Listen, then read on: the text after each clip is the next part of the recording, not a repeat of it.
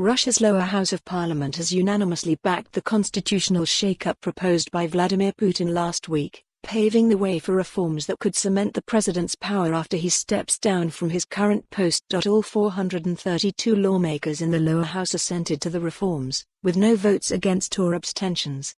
The vote was the initial step in the first constitutional changes in Russia since 1993.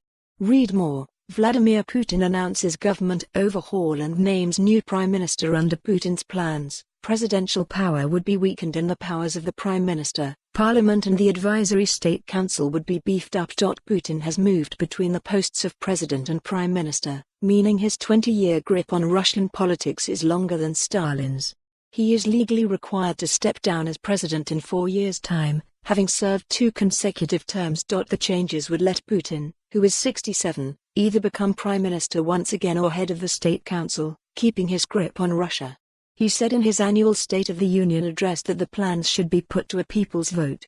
Before they can be put to a referendum, the reforms have to be signed off by the lower house of parliament in 2 more votes, pass the upper house and be looked at by regional parliaments before they can be signed off by Putin himself.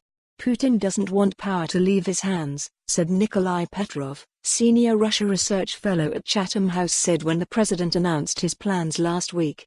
In my view, it looks now like Putin is eager to keep in his hands the control over security by chairing the Security Council and the control over strategic decisions made by the government by chairing the State Council.